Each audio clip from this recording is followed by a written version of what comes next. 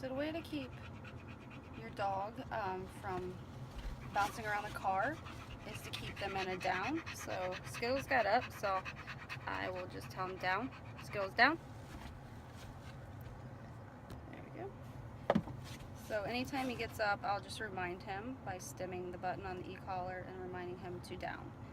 When we're driving, I want him to stay in a down. I don't need him bouncing around the car or whining or making any noise. I just want him to stay in a down, nice relaxed state.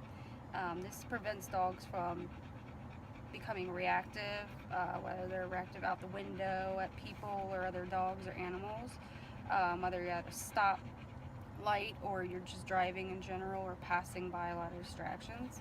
It'll really help the dog. It also keeps the dog calm as well, so that way they're not being as anxious or anything, because some dogs can become anxious in car rides.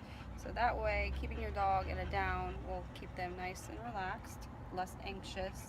If you do e-collar training, it's great, because if the dog does pop up and it starts pacing or getting in your face, like right here, you can remind them by stemming the button on a lower level and reminding them to go back in a down, and then it kind of pretty much resolves all those issues, and it makes for a more enjoyable car ride, less anxious dog, less overreactive dog.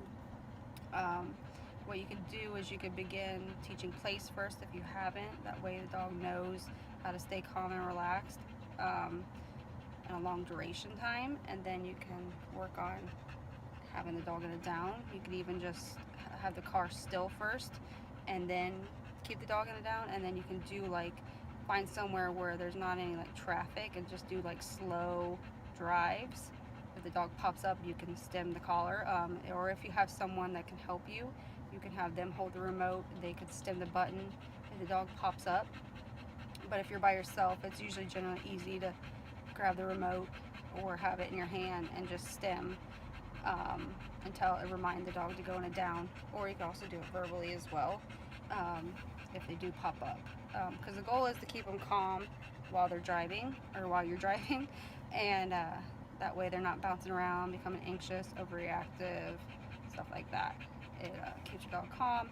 Also, especially because sometimes dogs, if you go like the park or something to do off-leash stuff or just a walk, sometimes they get overly excitable and they start whining, they start pacing, especially as soon as you get closer to the park.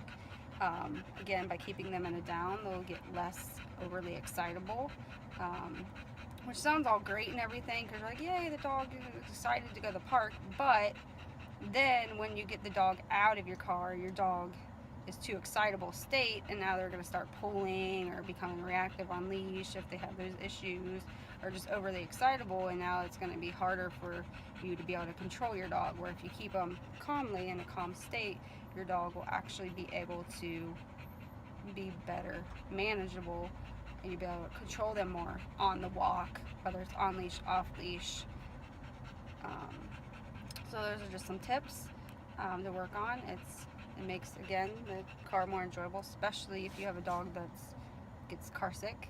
Keeping them in a down, you can tie them back to the car, so on a leash, so that way they can't bounce around as much. But keeping them in a down, really working on those drills. Like I said, you can have someone help you. You can go in a place that has no traffic. Start out by just going real slow, and then you can begin doing like regular car rides, and then you can just stem if they pop back up, remind them, no, down.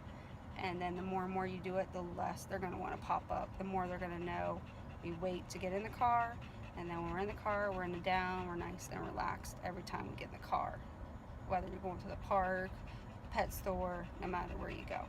So hopefully that helps. Have a great day. Bye.